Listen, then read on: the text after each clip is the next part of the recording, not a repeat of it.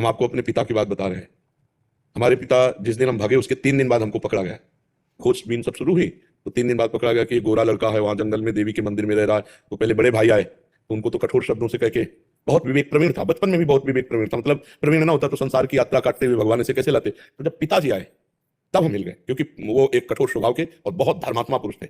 उनकी हम आंखों में कभी आंसू नहीं देखा।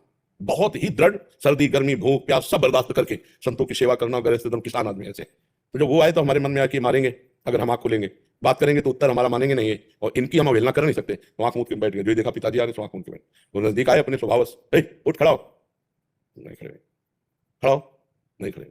तीसरी बार का आप खड़ा हो जा तो हमें लगा डंडा पड़ेगा, चौथी बार तो खड़े हो गए, बच्चे ही थे, खड़े हो गए। तो चाचा जी वगैरह उनको बड़े भैया कहते थे, तो हम भी पिताजी नहीं कहते थे, हम भी बड़े भैया कहते थे। तो उनका बड़े भैया आपसे एक प्रार्थना करें। उनका बताओ, हमका ये जिंदगी भगवान के नाम है, आप चाहे काट डालो ना घर जाएंगे ना आपकी बात मानेंगे। तो हम उनकी कृपा की बात बता रहे हैं। एकदम चैप्टर बदल गया, जैसे भगवान की कृपा ना तो उनका सच्ची, हमका आपसे सच्ची बात करें। घर नहीं जाओगे करना, कभी जिंदगी में ब्याह नहीं करोगे करना।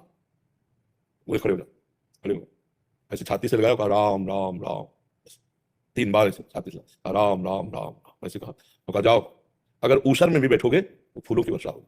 जाओ, जिंदगी में कभी तुम्हारा कोई बाल बांका नहीं कर सकता।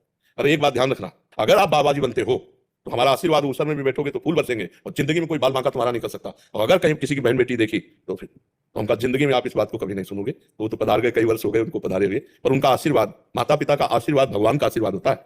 हाँ, तो इसलिए अगर माता पिता से कभी कटु व्यवहार हो जाए तो हमें लगता है अगर वो जिंदा है तो अभी बहुत बढ़िया अवसर है उनकी सेवा करके हम समापन करके अपने मातृ पितृ ऋण से ऋण हो जाए। हमारा ऋण भी